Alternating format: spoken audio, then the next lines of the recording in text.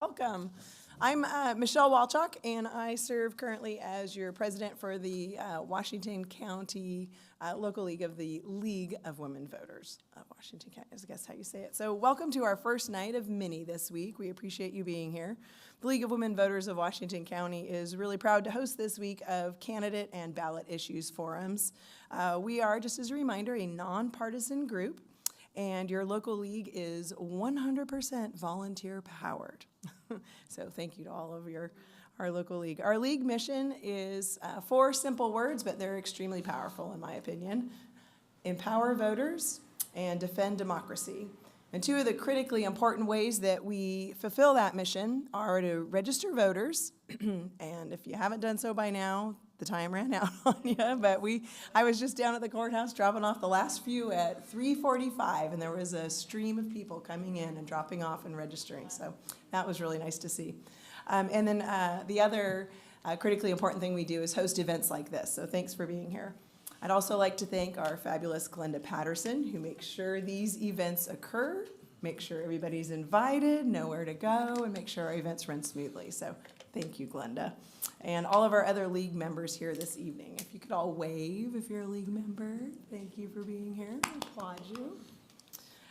So every presidential election year, there's just a lot of attention from the media on those federal level races, and rightly so, they are important, but with all the focus on the national races, we do need to remember that many of the issues that affect our daily lives are directly implemented with the guidance of our local governments. And so tonight, we're really proud to shine a spotlight on our Washington County Quorum Court with our Forum for Justices of the Peace.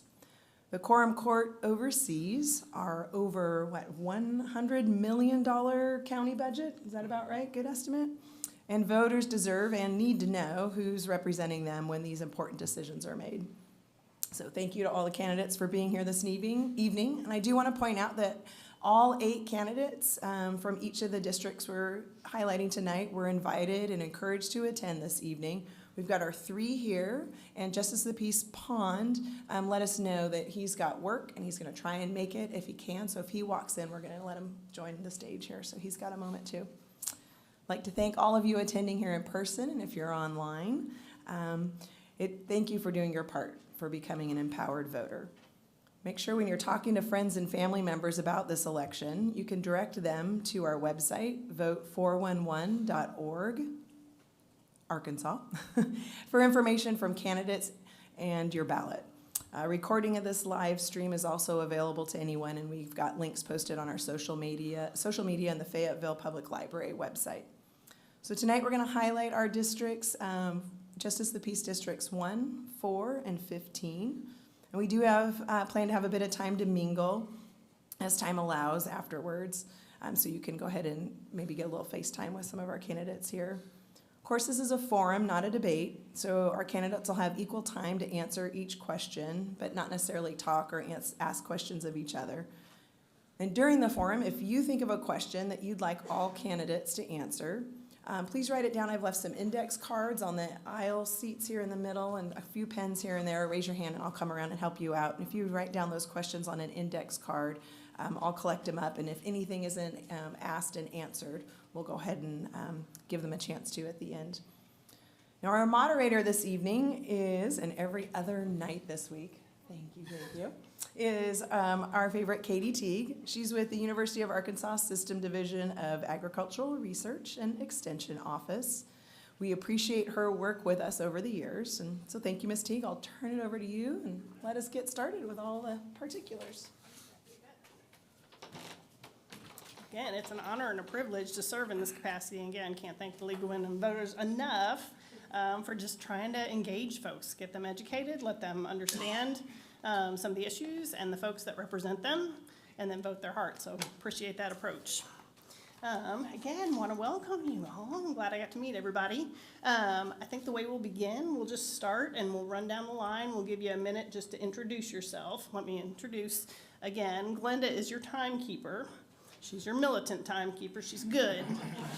But she has a little, you're running close. So we'll start with a 1-minute introduction, and most of the questions will be a 3-minute chance to answer for each of you. We'll go down the line and I'll rotate, so nobody's in the hot seat over and over, and we'll rotate the direction so you can swap around.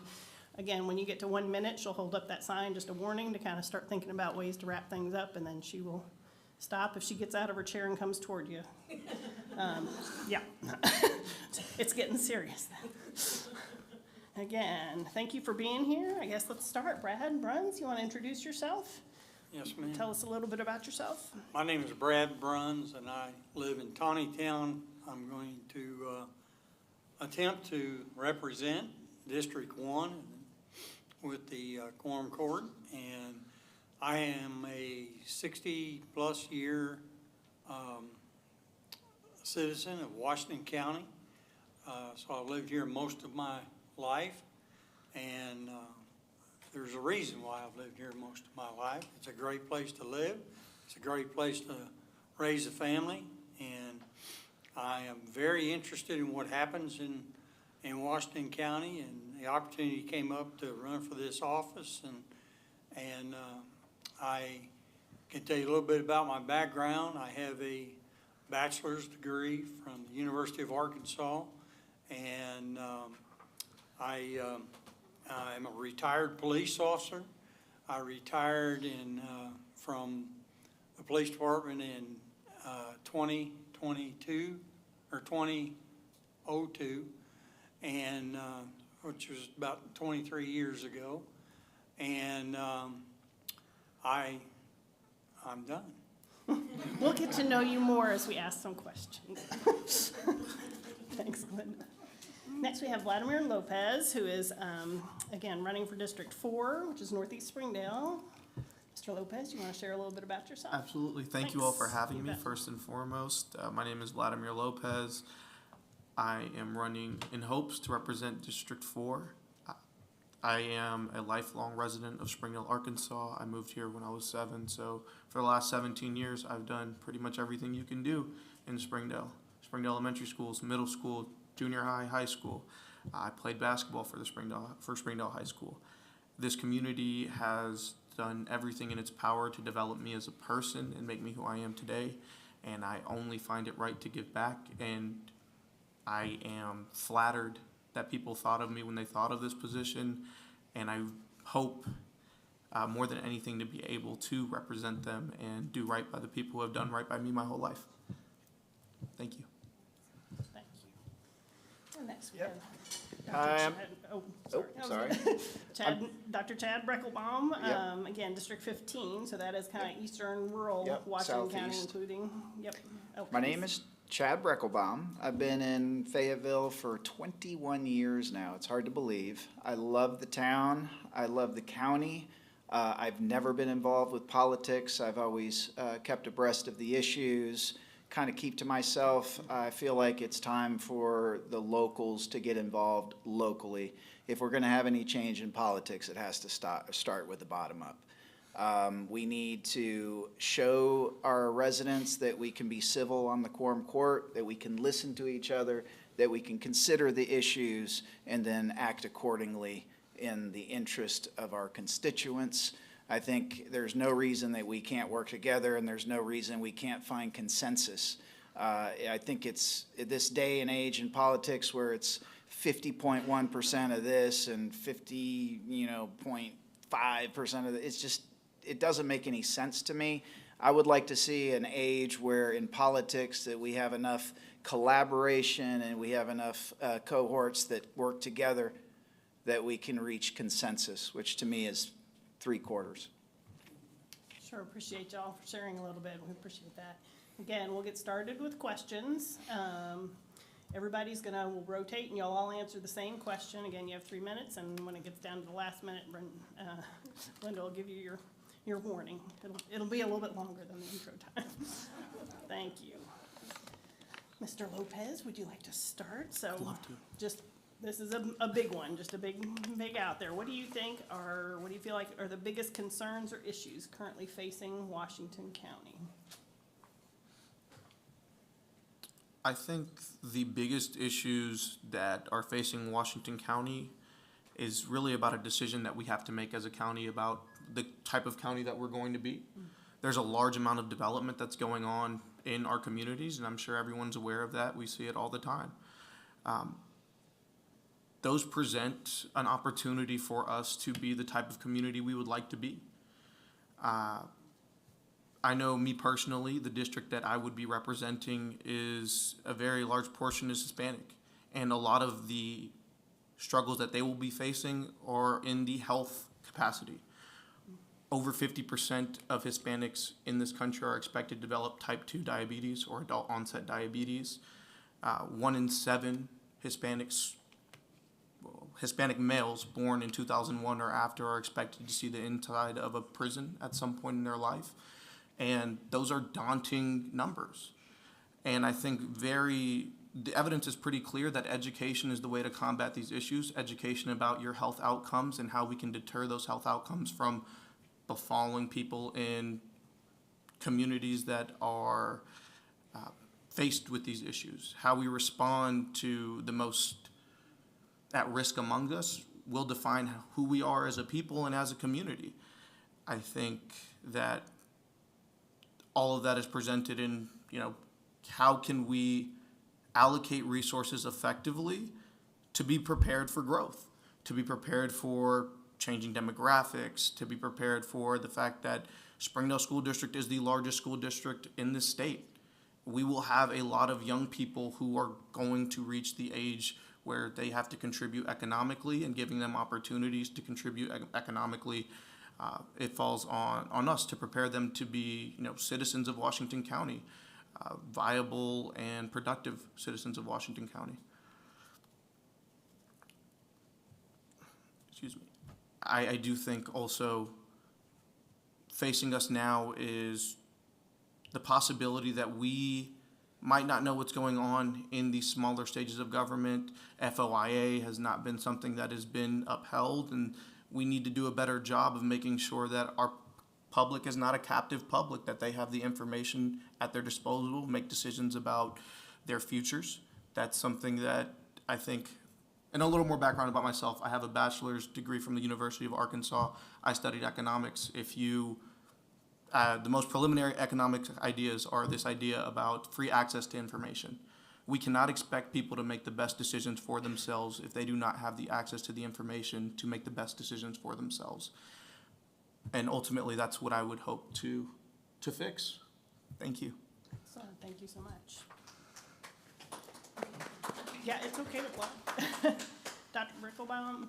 Yeah, Same so, question, so biggest same concerns question. So, or issues facing I Washington? mean, we can talk about the infrastructure, we can talk about, how we're gonna appropriate tax funds and all this. My belief is that a position on the Quorum Court, you're essentially the legislative branch of county government. And that is a very mundane kind of thing, but it's very important work. I think what we need is to have voices on the Quorum Court that can actually communicate to each other, that we can educate each other, and that we can agree upon common sense ways in order to combat the issues that we have. Because we have huge issues. We have huge issues with homelessness. We have the road infrastructure. We have lots of tax dollars, and we are in a situation where we have money to spend. So how are we going to spend that money? We need to spend it efficiently. We need to make sure we're doing the greatest amount of good with the money we're given. The main issue is we are so divided as a country. So as far as I'm concerned, as a Quorum Court member, I would be able to bring forth, policy issues and potentially propose legislation. And we as a county need to be one of the first counties in the United States to have a nonpartisan open primary, where we're not wasting our time and allowing the division and the vitriol to succeed and get more moderate people running get primaried out, because the real verbal, the most aggressive part of the base is showing up for primaries. People don't show up for primaries to vote. So what happens is you'll get somebody that is a divisive character will get 30% of their base, and what happens is in Arkansas, if they're red, they're going to make it into that position. That's not what we want to see. What we want is we want discussion, and we want compromise, and we want consensus.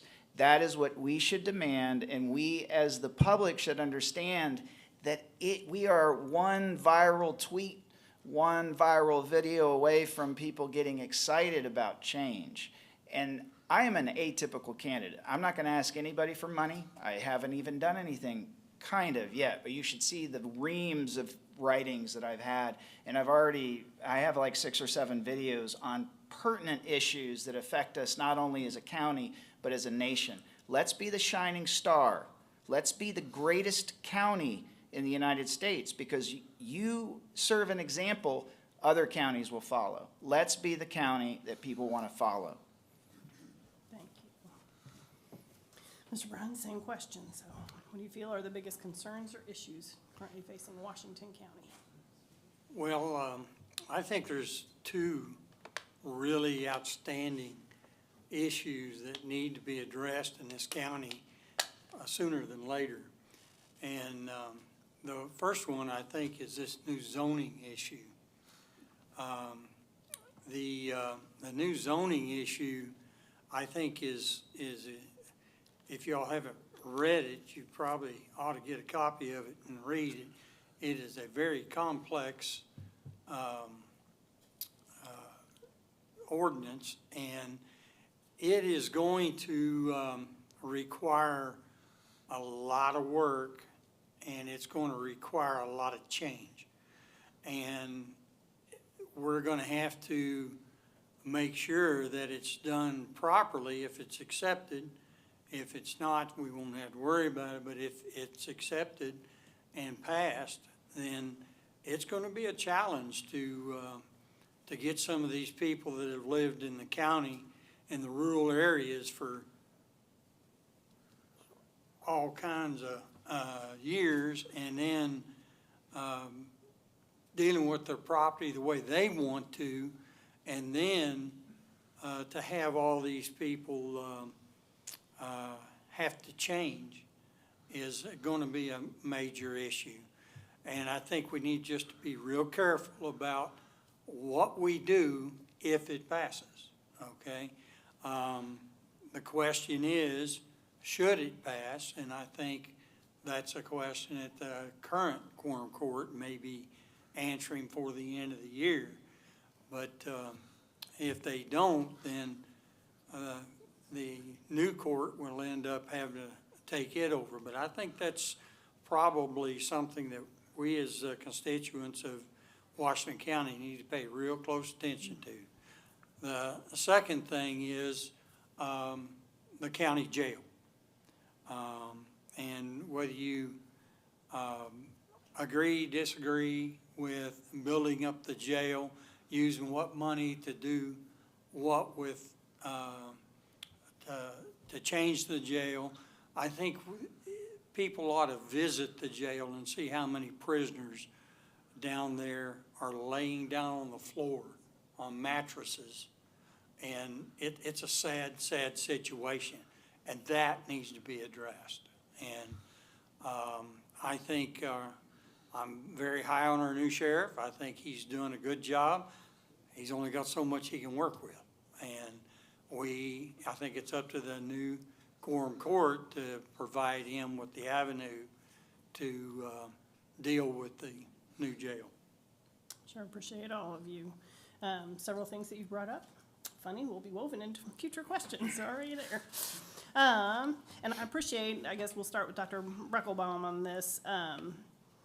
Mr. Lopez already brought up Hispanic health issues that are definitely going to be part of that. And so my question is, how will you represent people across the landscape of Washington County with different viewpoints, different ways of life, whether it's rural versus urban, or Latino, Marshallese, Hmong communities that have varying needs and perspectives. So how do you allow your constituents, and how do you represent that diverse population?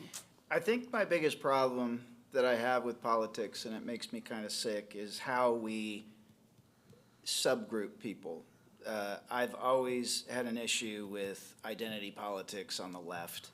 I think the left has left out a huge group of people that are on the right. And I think what we need to do is get to the point where we need to provide the best opportunity for every one of us. We need to stop focusing on gender issues, all these things. What we need to do is respect people for what they believe, who they feel they are, what they feel that they should be, give them opportunity, give them hope. So yes, I think we should represent everybody and we should treat people humanely.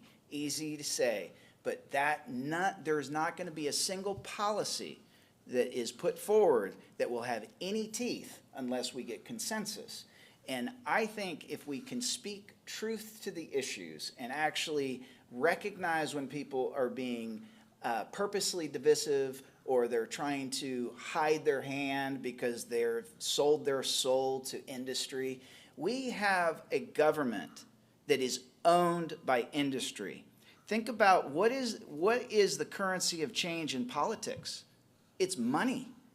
You are never going to win if you're fighting fire with fire. If you're fighting if you're fighting the battle with money when industry has more than you could ever raise. It's like what happens is these politicians that ask for money, I feel like they become beholden to those who are giving it. We need to have reforms that are nonpartisan to make the system work better. That's what I can offer. You know, I've watched some quorum court videos and they make me want to throw up in my mouth. I fall asleep.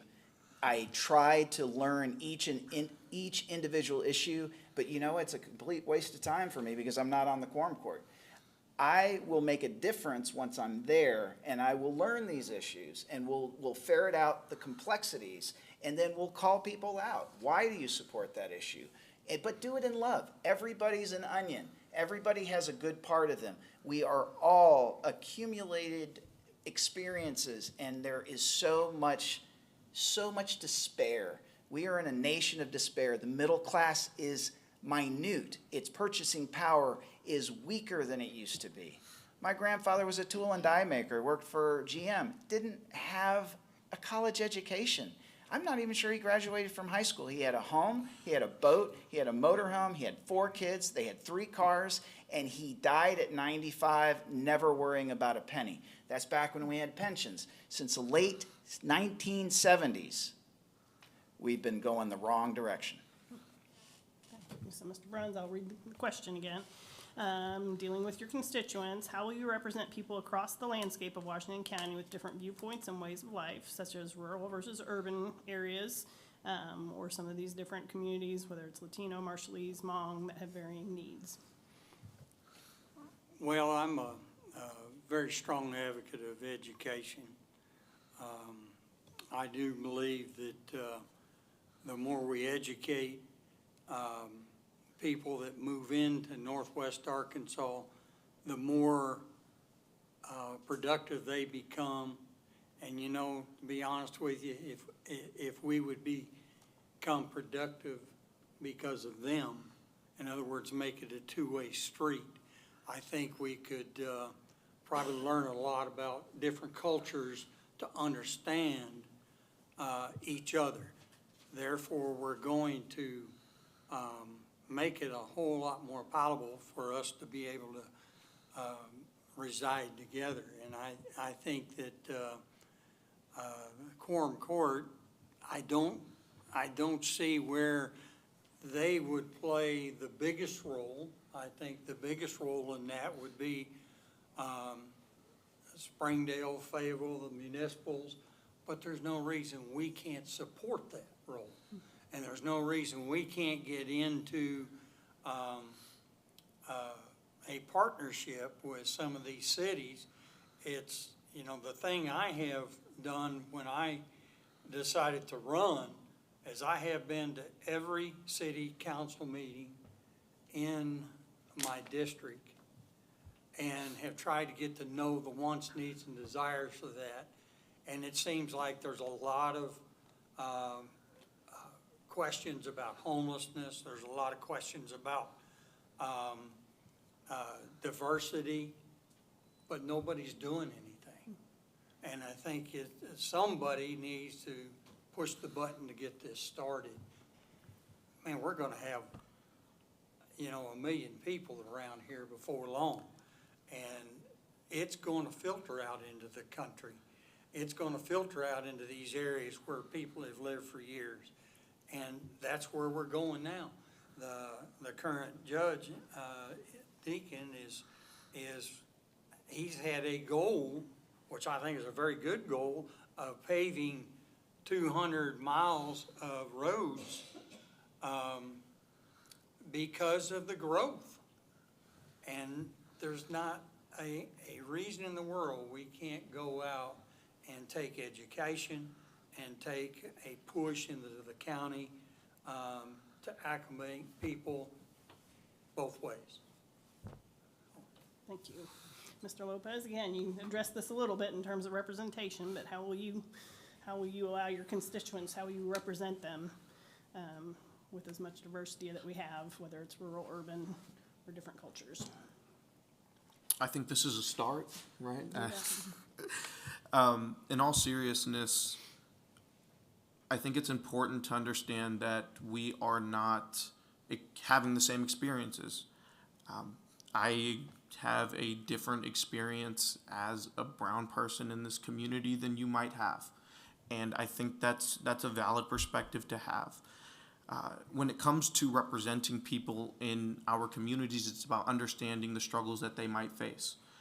We discussed health concerns regarding, type 2 diabetes, incarceration, and what that might do to someone's mental health. But what I'd like to get to in this question is a question about human dignity, right? And if you'll follow me here for a second, imagine the following scenario. You are a child who does not speak the language that you're taught at home in school. And so when you go home, and you might have to deal with complex feelings, because being a child is complex. You have feelings that you're maybe not ready to expound. It's hard enough speaking the same language as your parents to express difficult feelings of inadequacy, feelings of gender dysmorphia, whatever it might be. There are hard conversations that children are not allowed to have with their parents because they don't have the resources. They don't speak the same languages at home. They learn these complex ideas in schools, and they can't bring them back home because there's a gap there. If the first time that you had an experience that was hard to put into words, if you had to go home and had no one to confide in, how would that feel? Those are questions that we can address, because there are already programs in place, and making sure that those programs have funding, that those programs are supported, is what we can do at the county level. The Springdale Public Library is a wonderful example. They have classes for Spanish speakers to learn English, and English speakers to learn Spanish. And those are parts of being in a community, is to not be so insular and look at only what do I know now, but what can I learn? And how can what I've learned help me be a better community member to the other people that I share this community with? Ultimately, that's really what I hope that we could do at the community level, is show support to initiatives that really do try to bridge that gap and make sure that every child is afforded the dignity to go home and to be able to express their fears, concerns, and aspirations to their parents. Thank you. I appreciate y'all. So this goes back to, again, Brad, we'll start with you, and you had already brought it up just in the intro, that Washington County Jail has been chronically overcrowded for many years, and our population growth certainly is escalating that. What will be your approach to addressing it? Well, I'm not a good carpenter, so I can't So build it. you're not but, building, yep. I can tell you that the funds need to be there to build a facility where it's humane. And until, and some people say, well, let's not put them all in jail. Well, until we change the laws, that's what's going to happen, and we got to face that. So, I'm a big advocate of taking violent criminals and taking them out of the community.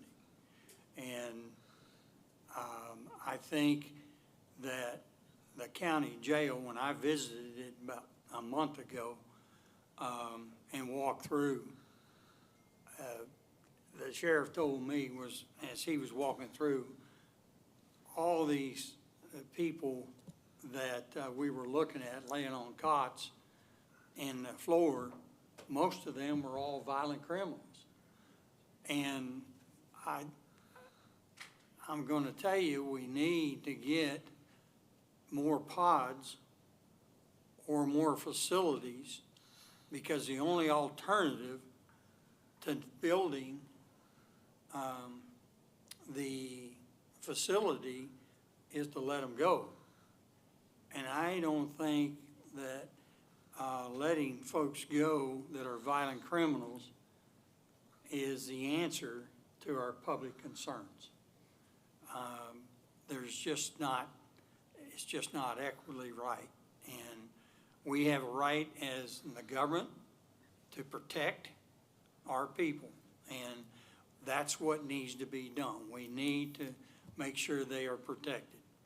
And so I think that we have got to come up with the funds.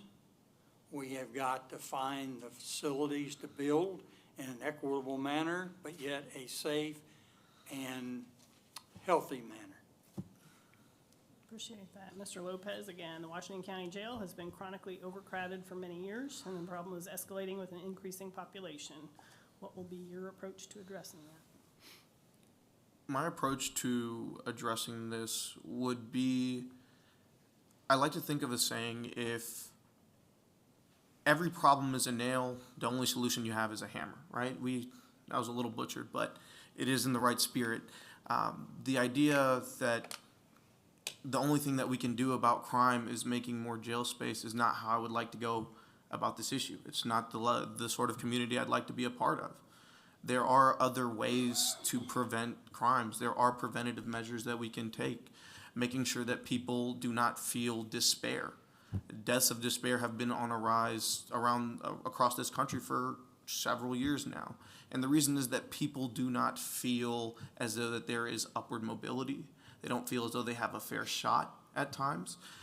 Making sure that people have access to educational resources, that they can go, there's somewhere for them to learn, to become better professionals, that there is a community around them that has an incentive, that has a desire to make sure that they are full participants in their communities, in democracy, and whatever that might be. I think part of it is always to address what are the causes, what is leading people to this, than to take a reactionary approach and say more people are going to be in jail, so let's just build more jails.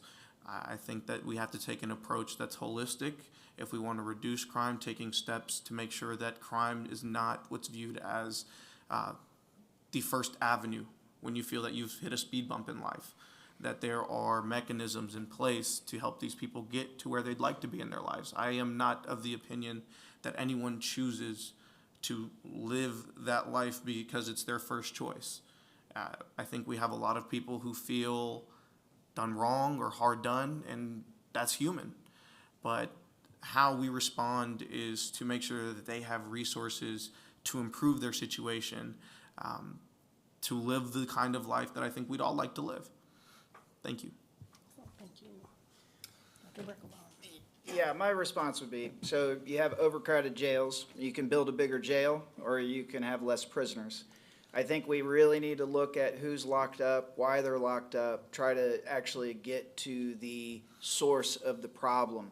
The problem that I have, and I will just be honest, I'm kind of ignorant to the situation. I've heard the arguments for and against and all this kind of stuff. I don't have any interest in it right now because I know the national issues. And the national issue we have is the privatization of government. We have private jails. And the problem is we have to look at interest and incentive. If there are private jails, the incentive is to have more prisoners. So there are not going to be programs that prevent recidivism. We need to look at people like they're onions. We need to understand that if you peel back the edges, you can find good, and we need to promote the good. I mean, I can talk about it all, but it requires a 30,000-foot view. But before we can get anything done, is we got to get rid of the people in politics that are politicians. Duopoly creates deadlock. You need more opinions to create consensus. You can't have two opinions. You can't say, defund the police are always right. You can't do that. It's ridiculous. And this is all we hear all the time. There is a middle ground. You know, we can prevent arrests when we send a social worker out with a police officer. Do you know why? Because police officers have to address social issues most of the time. They're not running into banks and stopping bank robbers most of the time. There are people strung out on meth and they're having a marital dispute. And you send a cop who's there ready to kick ass, excuse my language, kick butt. And what you need is somebody to de-escalate. We need to educate officers how you de-escalate situations. I mean, I could literally, and I would love to talk to you about it, and I'm going to release a bunch of videos, a lot of great ideas. We will address all these issues, and I will take it very seriously. Appreciate y'all.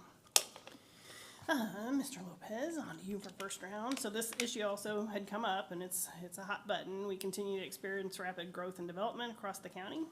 And so the Quorum Court is currently discussing a proposed zoning ordinance. What are your thoughts on managing growth in unincorporated portions of the county?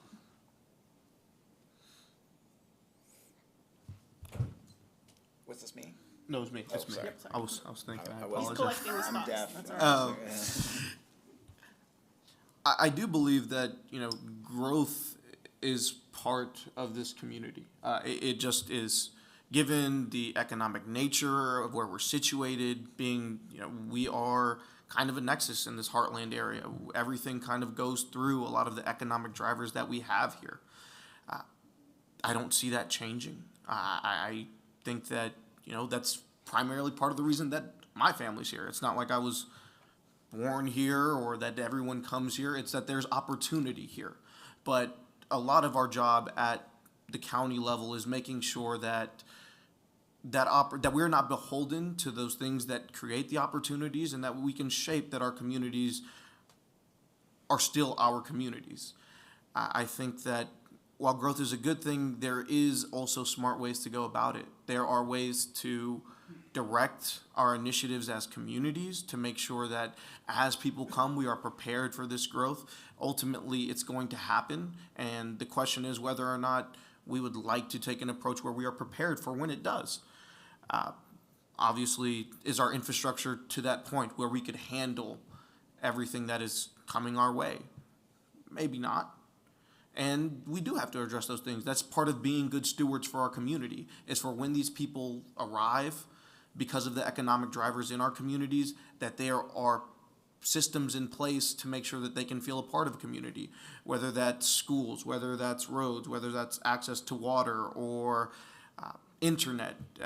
Those things are essential to the communities that we live in today. And being a part of that community means having access to those things.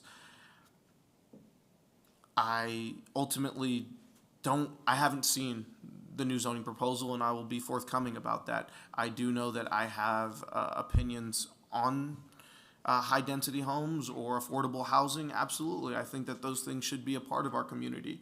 I know that that's not everyone's favorite thing to hear. I know people have homes and they don't like the idea of apartments living next door to them.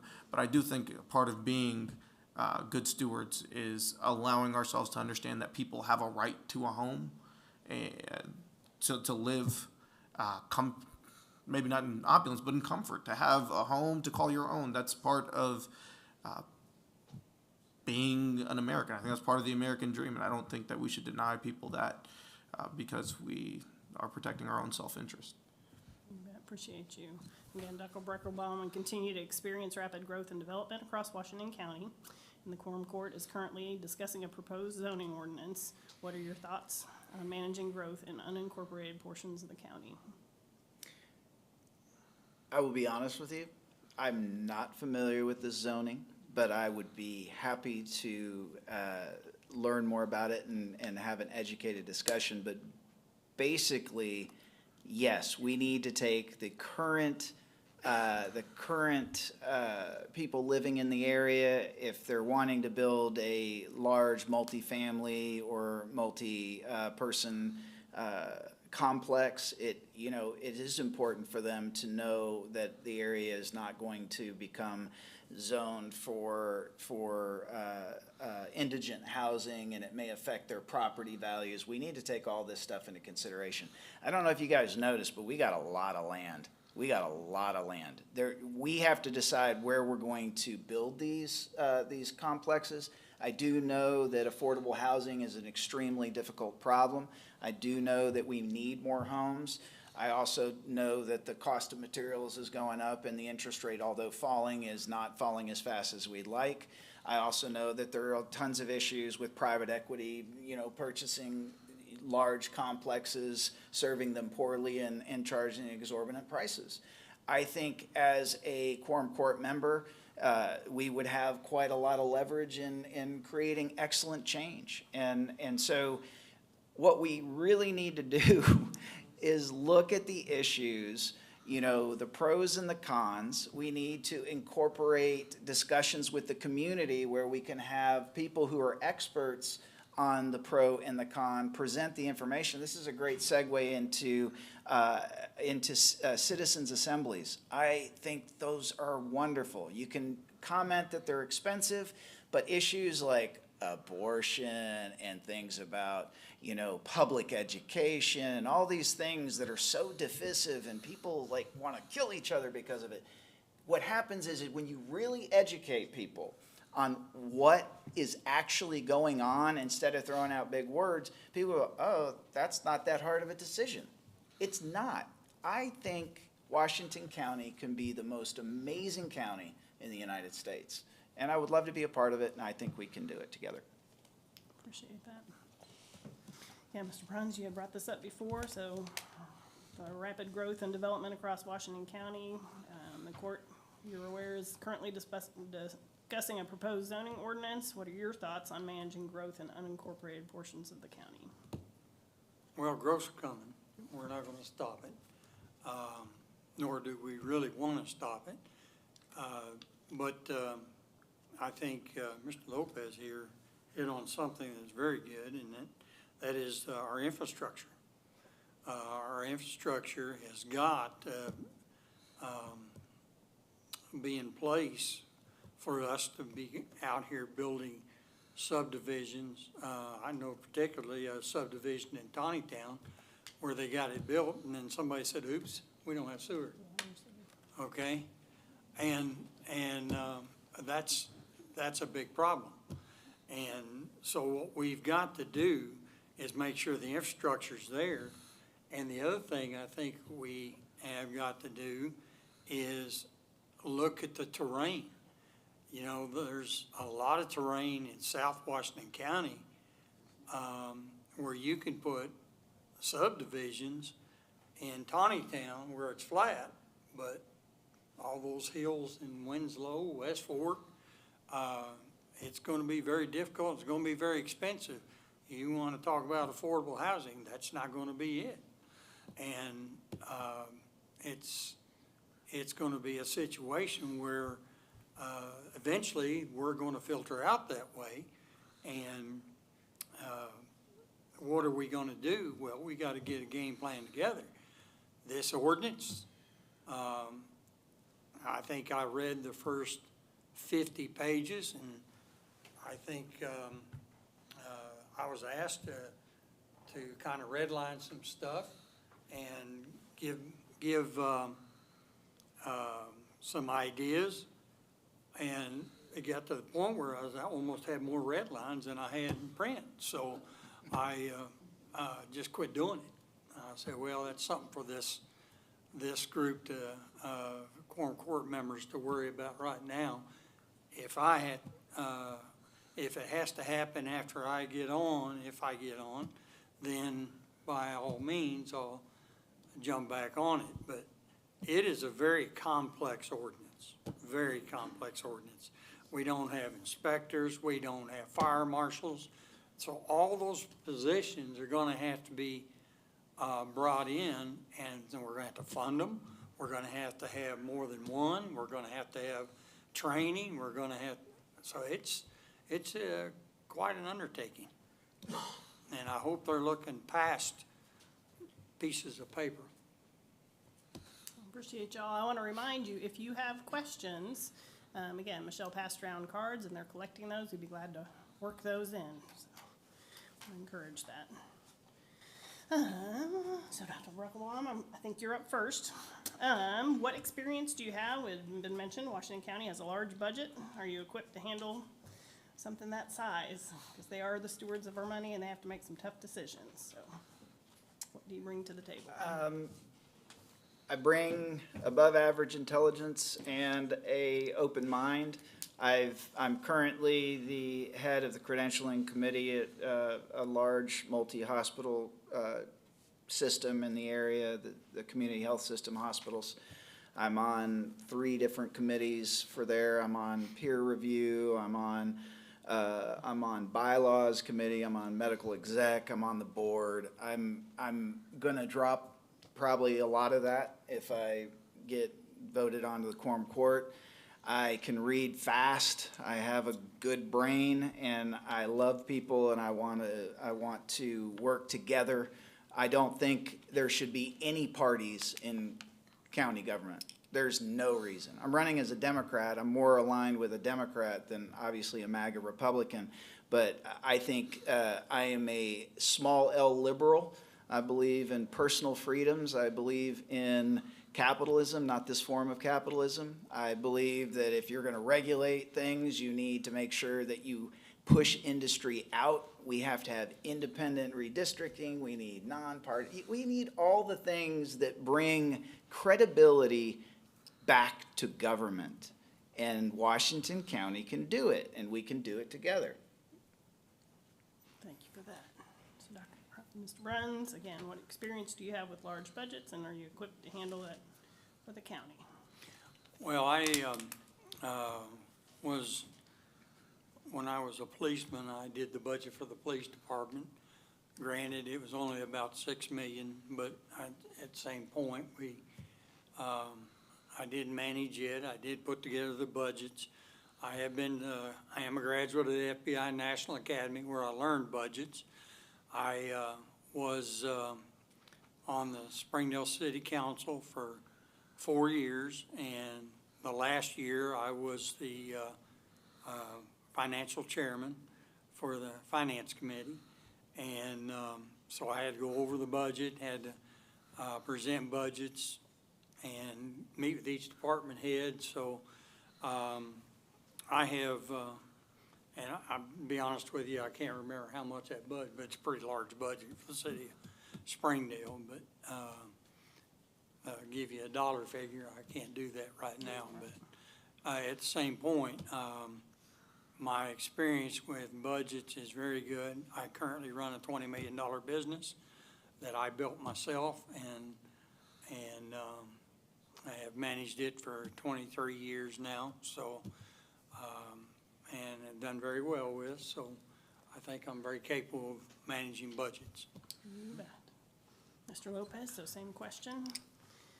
Approaching a large budget, how would you handle things?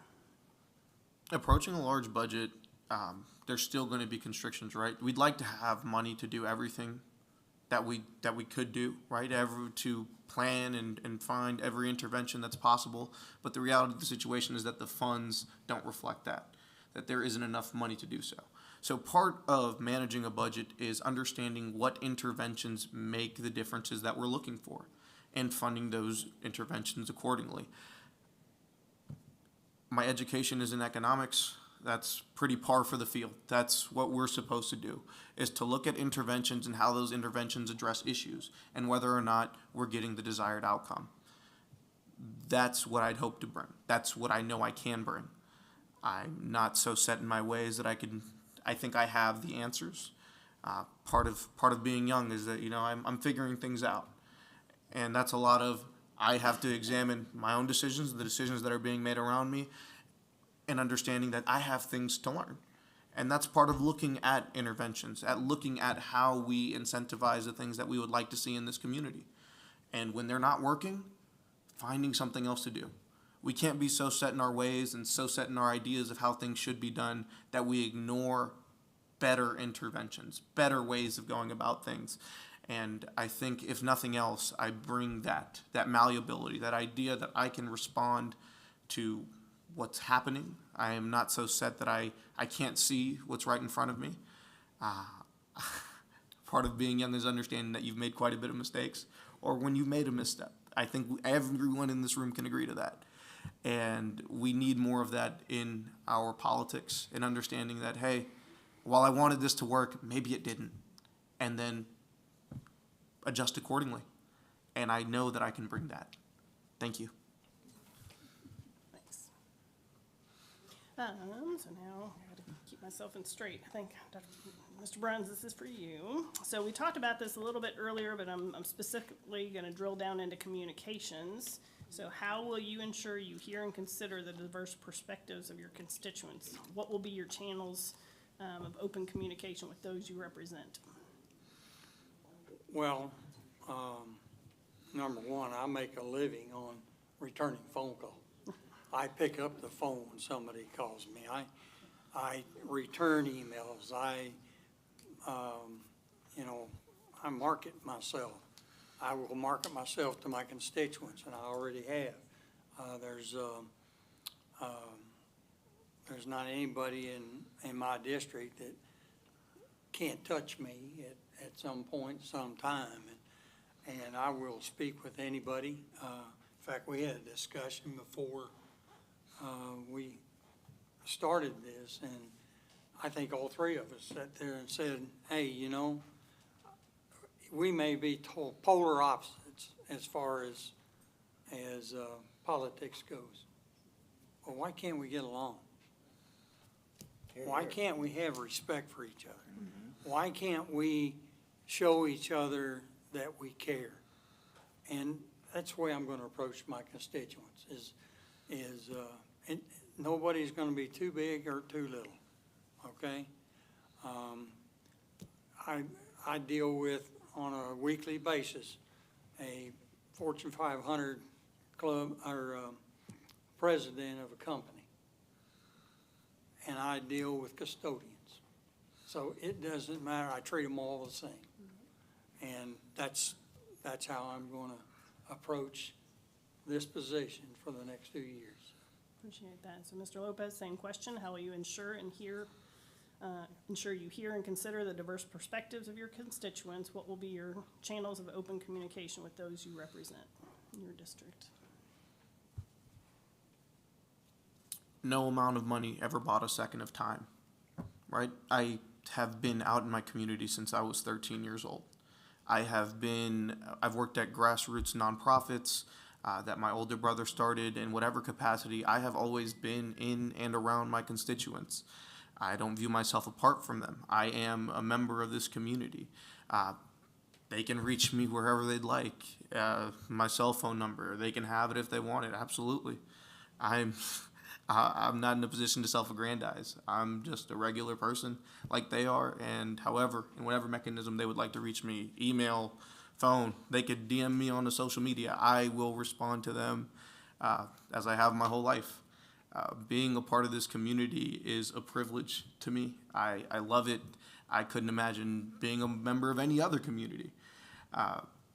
So however they would like to reach me, they will know that I will be at the events that they care about, whether that be the opening of something important in downtown Manama, whether that be a party, a block party, whatever it is, it would be.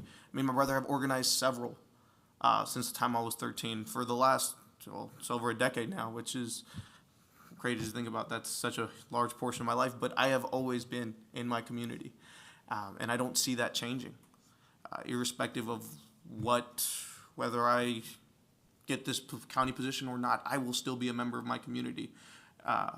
My commitment to civil service doesn't change. It's not contingent on whether I get this. And, money is, I don't really care how much money someone makes for me to feel as though I have to have a conversation with them. Human dignity is not a function of how much money someone has. Everyone is entitled to that dignity, so whoever they are, should they seek to speak with me, I am more than happy to. And I will. Thank you. Excellent, thank Dr. Breckelbaum, same Yeah. question. I really feel like we need more face-to-face conversation. I basically have given up on emails. They drive me nuts. If you're not getting 40, requests for political donations I spend more time deleting them. So email is not a good way for me to correspond. I live through text, but honestly, I don't know if I want, thousands of texts about, zoning issues.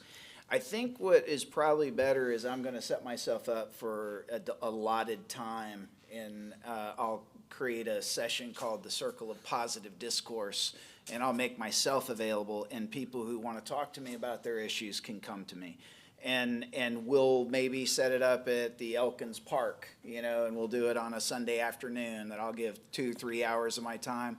People wanna talk to me about their issues, we'll talk face to face. You know what? I am at a point in my life, I'm gonna be 53 in about 4 days, and what I wanna be is, I wanna be an educator. I wanna be a facilitator. I don't wanna be a politician. Trust me, I have no appetite for this stuff. I am not a, zoning detail, I can do it.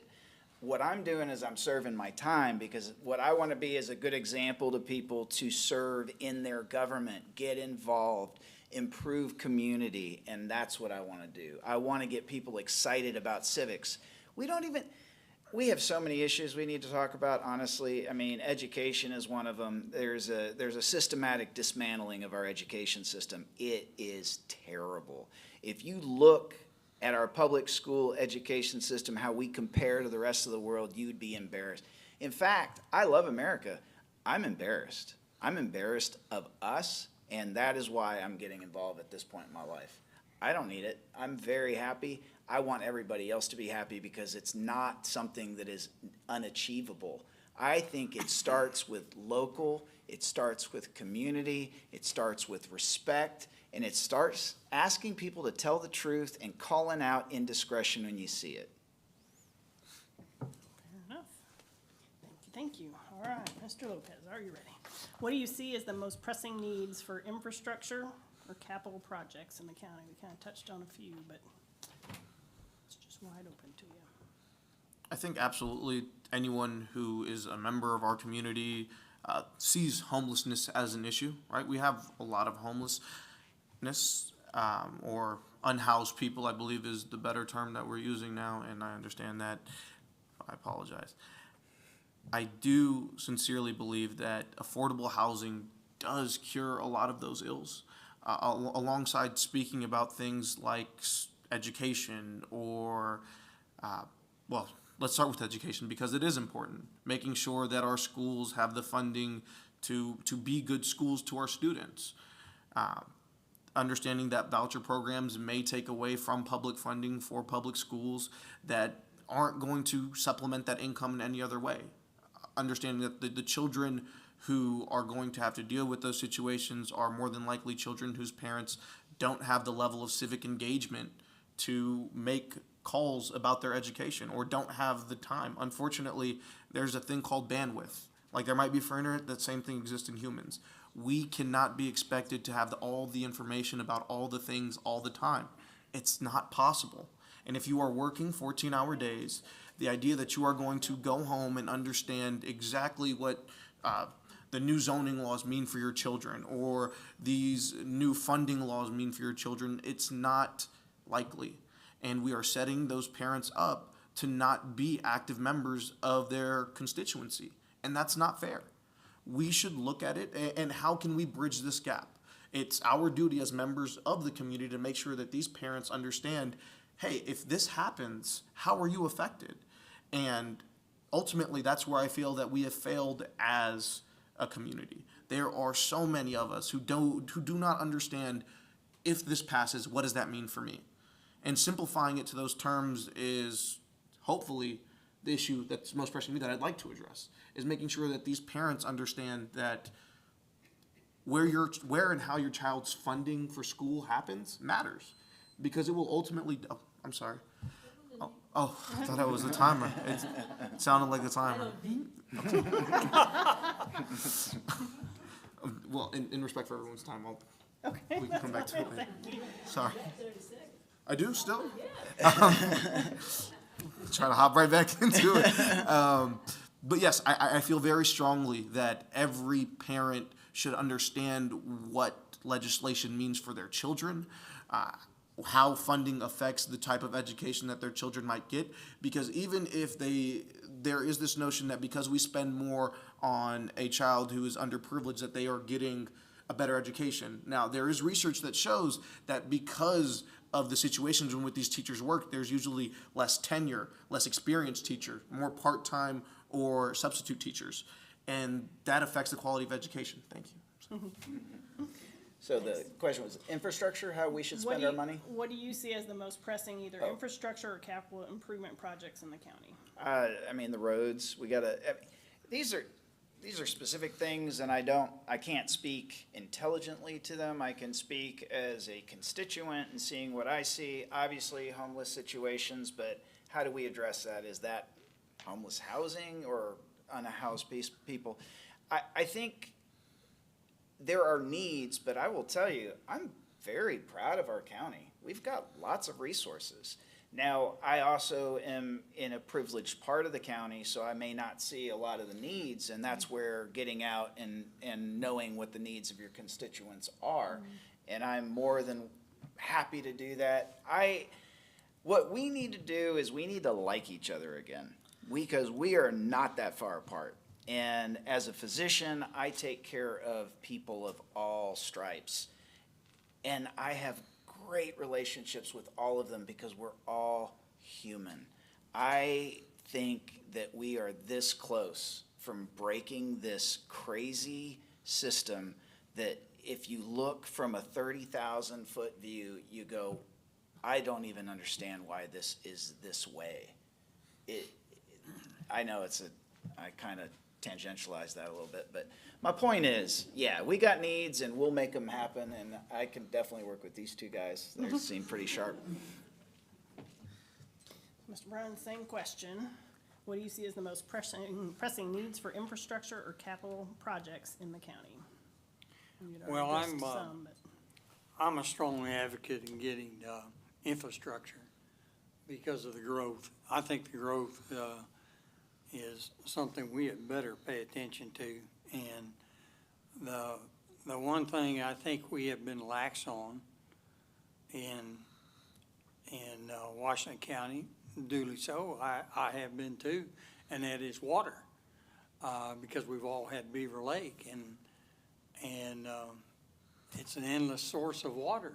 Well, it's not gonna be. When we start pumping water all the way to the South County, we start pumping water all the way to the east, all the way to the west. When we start building, Beaver Lake is not gonna hold everything that we need. So we need to get together and start planning, okay, what are we gonna do? And I realize that's a little out of control of the quorum court, but at the same point in time, if we're going to get into a situation where we want to rezone, we better have some answers for that. And we better not put the cart in front of the horse, and that's my fear, is that, we want to hurry up and go get some of this stuff done, and we're not ready, And so I think the infrastructure, and I will say that I've been very impressed with what Judge Deakins has done as far as infrastructure goes, how well he's kept the roads up, how he's answered issues and problems. He's answered one specifically for me. That's how I met him. And I will say that needs to continue, but it needs to get bigger. It needs to grow, because we have a very urgent need for some growth in infrastructure. I have 3 questions from the audience. There are things that we've touched on, but we're going to drill a little bit deeper. So some of this has already come up, but we'll go a little bit further. So one, we'll start with Dr. Breckelbaum. Washington County has been sued several times for violating Arkansas FOI, the Freedom of Information Act. How will you support transparency in county government? Great. I think transparency is very important. I think I went to the FOIA stuff. I listened to it. It made me fall asleep. I feel like it's really interesting that we have to have such minutial detail to certain things because of the fear of litigation and this, and the other side's gonna see me do this, and they're gonna automatically think. What happens is when you create a situation where the board, the court, gets along with each other, you're not gonna have a lot of finger pointing when people are doing the right thing. What you're gonna have is you're gonna have excitement for change, and people are gonna go, oh, yeah, and you just follow the rules. I mean, just, if you have a meeting and it needs to be reported, report it. I mean, it should never be anything that you're afraid to do or try to get away with. That whole thing doesn't affect me at all, because I think, just like the filibuster, why was the filibuster ever a thing? How is it hard to get 60 senators to agree to vote on something? Why, see my point? The issues that we find important, a lot of times you have to say, why is that even important? And that's what I think we need to do as a community. Why are these things just draining us? If you realize how little time we have left in our precious little lives, it should be community, cooperation, consent, consensus, all the good C words, and we can find it. Thank you. Mr. Brown, same question. Washington County has been sued several times for violating the Arkansas's FOI. How will you support transparency in county government? Well, I'd like to address first off the suit. You know, you can find an attorney that's gonna sue you for just about anything anymore for any reason. Now, do they win is another story. I will say that I am all over transparency. I think we need to be a transparent organization. I think the people pay taxes to this county, and that's how the county's run, on property taxes. I sat down with the budget officer and Judge Deacon and went over budget with them, and you know, it's something that needs to be transparent. These people give this money. It needs to be a transparency. And I do understand there's some things that have to be done in, behind the scenes, because, you know, there's just everything you can't tell, because large companies will pull out and you won't get competitiveness and stuff like that, and I get that, but at the same point in time, I think whenever we can be, we need to be transparent. And I think the FOI law, in my opinion alone, was when I was in law enforcement when the FOI law was written. And I think one of the biggest pushes was a young lady reporter from up here who was very well versed in the FOI law. And I used to call her all the time for advice. And she told me one time, she said the biggest problem with why we got the FOI started was because the agencies would get together, like a mayor and a councilman, and they would work out deals. And they were intending to stop that kind of stuff.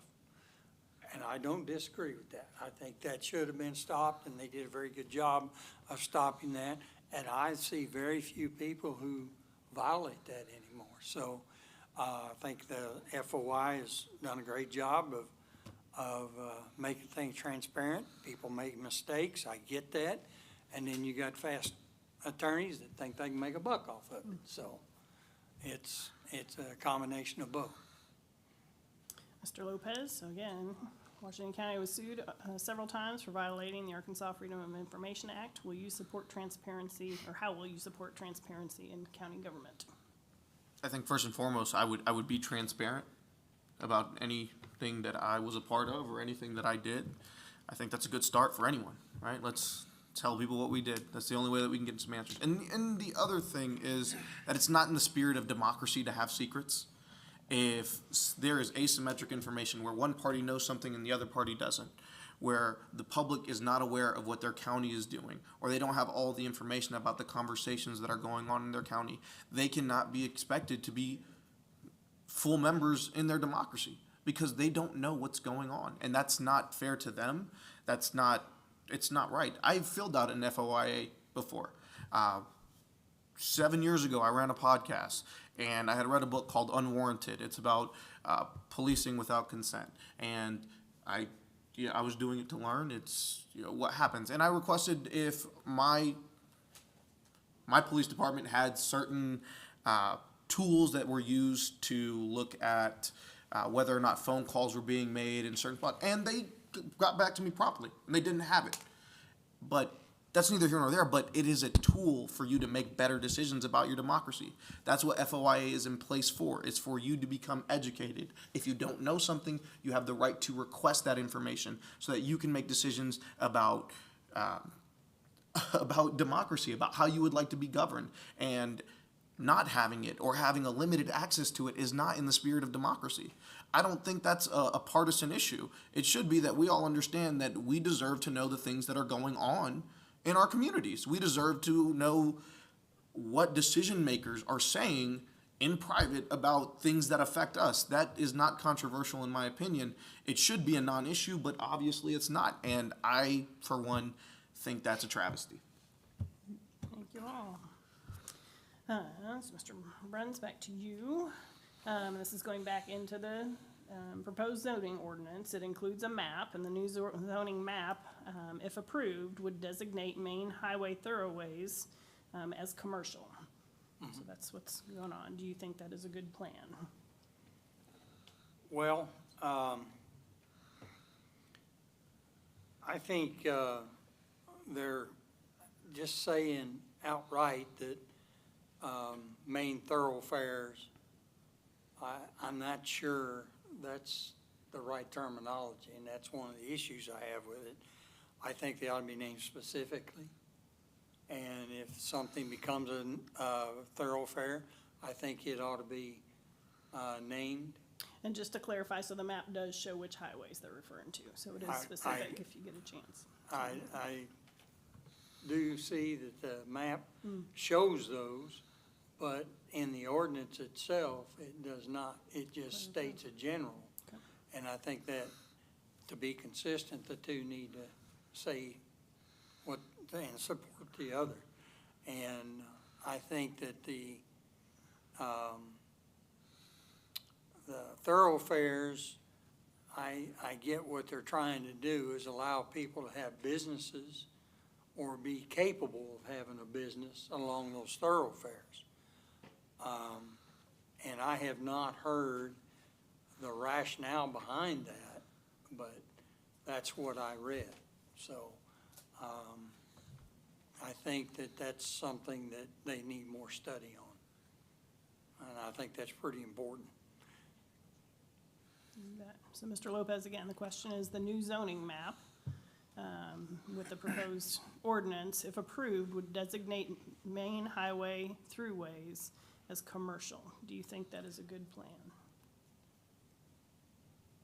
In earnest, I'm not extremely familiar with the new infrastructure plan, but I would have to look at it through the lens of who stands to benefit from this. And if it is not my constituents, I don't see how I could be for it. I understand there's a concept in economics called the tragedy of the commons. What it means in an overview is that corporations tend to use more of public goods than we do because an individual is restricted to one car. I can only drive one car at a time. I don't know about these other two gentlemen, but I can only drive one car at a time. And so the wear and tear that I put on the road is one car at a time. Now, a large corporation who can put several cars on the road at a time deals for a lot more of the wear and tear. They also stand to benefit much more from the common good than I do because they can use more of it at once than I can. That's a very simple overview of it. But what it means is that constituents, typically, we have to pay for the maintenance of things that we are not responsible for their wear and tear, for their degradation. So making sure that the people who should be accountable for, if laws like this are passed, are held accountable is very important to me. Because if not, we stand to foot the bill for corporations that have more money and contribute more to the degradation than any single one of us can or would in our lifetime. And that is just the fact of the situation. I don't have much more to say on it because I haven't seen it myself, but thank you. Fair enough, yep. Like was just said before me, I don't know the specifics. What I can tell you is I'm a small L liberal person. I believe in economic opportunity. I believe in small business. We don't have enough small business. We don't have enough entrepreneurs. We have plenty of monopolies. We've got Amazon, which I think is one of the most evil businesses, very convenient, but very evil. And if it means that they get to build on a thoroughway because it's zoned commercial, there's also different zoning of commercial. There's different, I don't know the specifics, but I can tell you I'll fight for my constituents and I'll fight for what I feel right. I think we all kind of know what's right. And it's hidden so often through the minutiae detail, the legalese of things. And what I can say for Washington County is I'll dive into it if I have to for the right reasons, and we'll consult people who have special interest in those maps and people who have concerns. And I haven't heard a concern, I just heard a statement. And I will tell you, the way that I respond to any of those things will be for the greater good, what is good for our county. Not necessarily in a way, if it's going to harm somebody, we have to make sure that it's not intentional harm. And that's where the transparency comes in. I think a lot of these conversations really aren't going to need to be had if we do a better job at electing the officials that are actually going to work for us and not against us. So this is a long one, so hang tight. I think, Mr. Lopez, you're gonna be up first, so you have plenty of time to think here. So the Quorum Court in 2020 paid for a criminal justice study assessment. That study made suggestions to address our jail overcrowding, such as robust pretrial services, expand drug court, and veterans court, and pay public defenders equal to prosecutors. How will you support funding for criminal justice reform? First and foremost, I'd like to be aware of all the reforms that were recommended. I think that's a wonderful place to start. I know that a lot of this work began with the it was the Kansas City policing experiment, where you send police to areas to, in a sense, over-police them. But this idea that any people are more susceptible to criminality is not one that I support, but there are communities that are much more policed than others. And if you are at the mercy of a system that is policing you more than it's policing others, of course you are going to be made to be more criminal than other communities. That is not an approach that I am a fan of. I think that a lot of it has to do with the metrics that we measure policing by, which is by a measure of incarcerations. And a lot of that is because it's a very difficult metric to say how many people we prevented from going to jail, how many people we prevented from having to do criminal acts.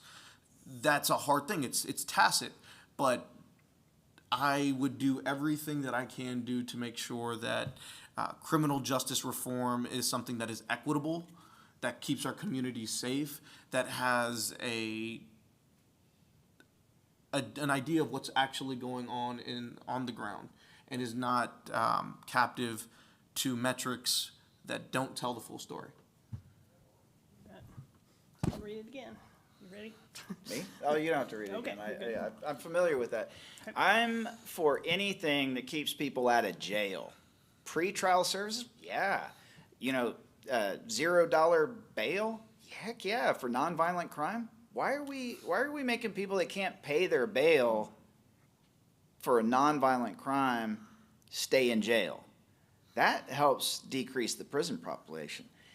Let's do common sense, human good, motivational things that promote hope and prosperity. That's part of being small L liberal. I mean, law and order is essential. You have to have law and order. The problem is we have a unfair application of our laws. Why is the crime for crack cocaine so much higher than powdered cocaine? One's more expensive. The financial bros do the cocaine, and poor black people or people of brown skin or even poor whites do the crack cocaine. The point is, let's apply the law evenly in a way that's going to promote prosperity for the area and decrease overall cost.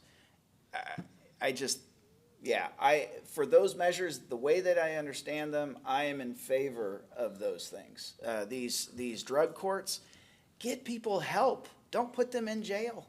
Find out why do you do drugs? This has gone from a pastime to a crutch. Are you trying to avoid your day-to-day misery with drugs? I think if I were some people that had the lives that they have, I'd do drugs too. Let's show some compassion. Let's change the system in a way that makes everybody happy. Appreciate that. So Mr. Brunn, same question. How will you support funding for criminal justice reform? Well, you know, I got a bachelor's degree from the University of Arkansas in sociology. And the 4 years I was getting that degree, we specialized in trying to figure out alternatives to incarceration. And the bottom line is, since 1776, nobody's come up with a program that's worked yet. And that's unfortunate. But the problem with alternatives to incarceration are that if you let violent criminals out, and, you know, I've heard on this panel that say that nonviolent criminals are held into the jail.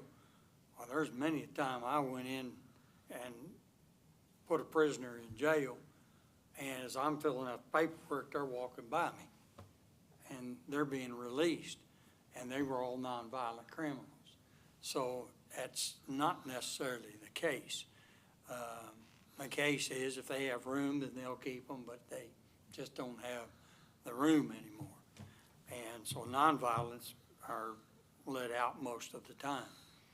And so the reform is something that people keep working on. I don't think we need to stop working on it. I think we need to keep working on it, and hopefully someday somebody comes up with an answer that keeps us from having to build facilities to put people in, because, hey, folks, it's expensive to house these criminals. It is very expensive, and the state does not pay the bill. It pays half of it. The feds, they don't pay all of it. They pay most of it, but they don't pay all of it.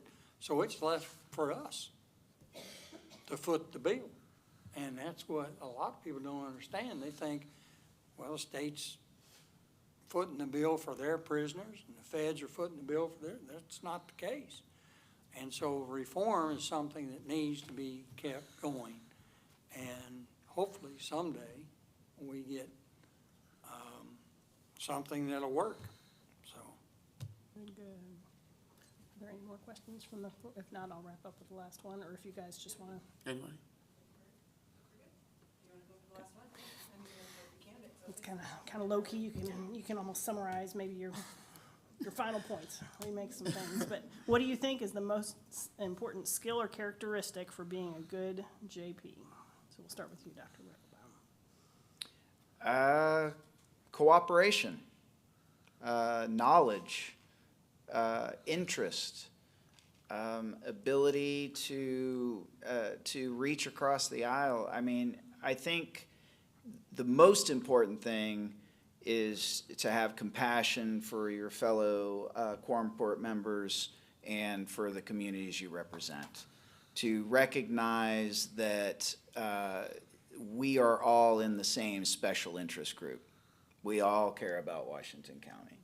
And I really don't believe, and it's a little naive maybe, and I understand the work is hard, but I think there are institutional blocks to functional government that go way outside of the community, that go outside of the county.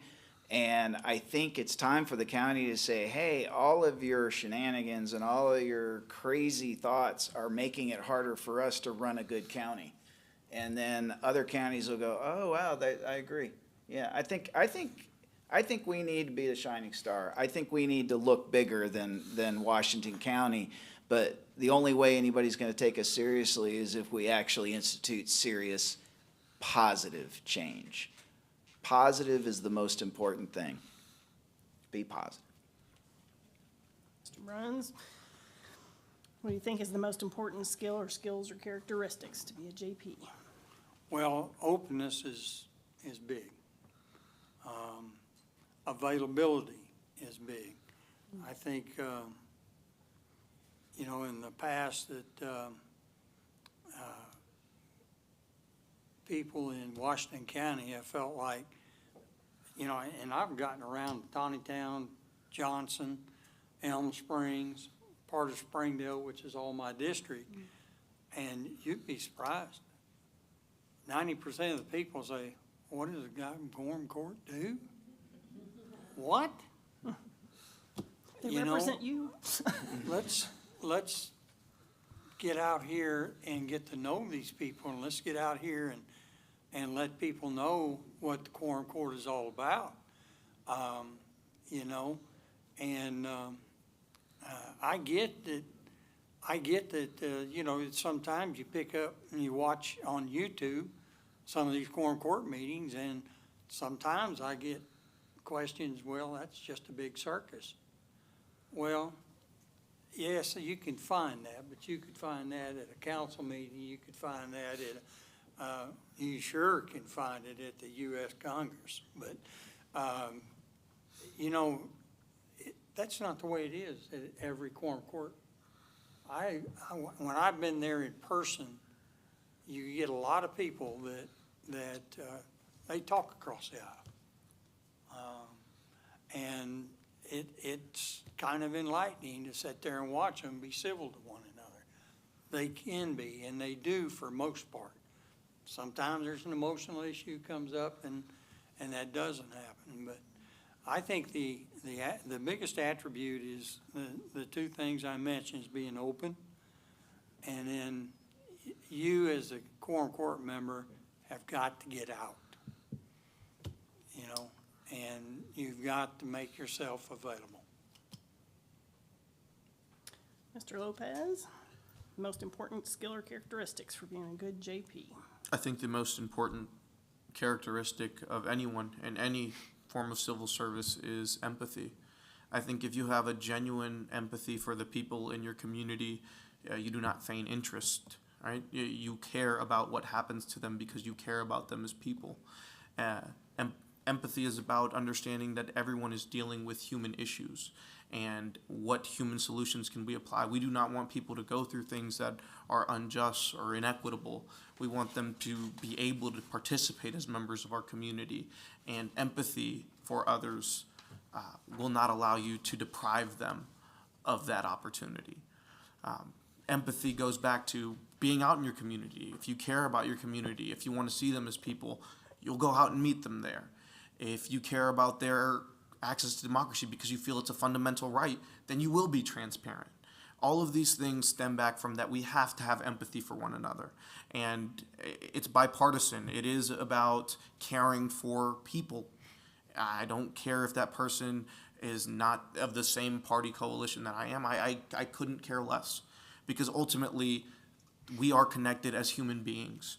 It is human to want better for one another. That's how we got this far.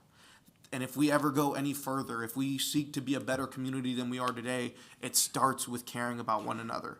There is nothing else that we can do. There is no other recipe for it. It just starts with genuine want to be better for one another. And ultimately, that's why I think that empathy, there is no alternative for it. Thank you. You bet. That's perfect. You know, gentlemen, all three of you, we can't thank you enough for your willingness, your servant's heart, your willingness to put yourself out there, and your willingness to serve. It's appreciated. And definitely to be here tonight so people understand you, what you're all about, what your goals are, how you can affect a change if you win that seat. So again, we can't thank you enough. Want to remind you, did you want to go through the upcomings or? Okay. Well, just, I guess if you'll mention the upcoming events this week, then I'll leave that alone. But wanted to highlight, oftentimes we have these ballot issue guides, and they aren't ready yet. They'll be later this week. But on the back table, we do have a one-pager. So there are 3 constitutional amendments that will be on the ballot, issues that'll be at the end of the ballot. And Extension always puts out a voter guide so folks can understand what the issue is, what's being asked, what it would change. They list, very nonpartisan, what a vote for yes would mean, what a vote for no would mean. They give supporters and opponents ideas, but at least you can you can chew on it, think about it, and then you go into the polls and you're ready to vote your heart. We just want to equip people to be engaged. And so those will be out at the office next week. We'd be glad to get you. I know. I know. I was hoping it was this week. So we'll be glad to get those. It is available online. So those one-pagers, it's uaex.uada.edu and then /ballot. I do have a hard copy, one printed. If somebody wants to flip through there, you're welcome to download it. You can print it, but again, we will have hard copies. And then if you want to touch base about the other programs, and one of those, we'll be going over those issues. So. Don't go too far, because I do want to thank our candidates for Yeah. putting themselves in the hot seat for so long tonight. And I also wanted to thank Katie Teague. Now, she was not in a hot seat, but she was standing this whole time. And Get her some cough drops. She'll be here. as Katie said, she's going to be here. She'll be here all week, folks. You bet. That's right. That's right. Good. So we just wanted to show a little token of our appreciation. Oh, a little y'all are very thing on sweet. our- Yeah, so thank you. A little Thank you, tumbler, thank you. and not necessary, but we just really appreciate you being here. Sure. And taking care of us tonight. I'd also like to thank the Fayetteville Public Library for this beautiful space. They've always supported us and supported the public, actually, because it's the public library, and our technological person back there. Thank you so much. You're welcome to stay until the library does kick us out of the room, because even though they're so welcoming and public, they want to close, and we should be out of here and fine, but by 8 o'clock. We've got snacks in the back. Debbie, if you want to hold up, we also have a couple of great, our Get Out the Vote campaign this year that Debbie's been heading up. We've got a couple of little selfie frames. I'm a voter selfie, or I'm registered. If you feel free to go ahead and get with your family, take some pictures, take some selfies, and don't forget to tag our League of Women Voters if you post it to social media. That'd be great to help us publish that we will be here tomorrow night for our state, the 6 districts of state representatives that touch Washington County. They'll be here tomorrow evening. Wednesday, we'll be out in Katie's neck of the woods out there at the County Extension Office to talk about those ballot initiatives. And then we're back here on Thursday for more Justice of the Peace districts. If you're in need of an informative event about the ballot issues to vote on, oh yeah, I just said that. Our county part now, well, there we go. I botched my ending. But thanks for being here tonight, and thank you guys for sitting here so long. We appreciate your time.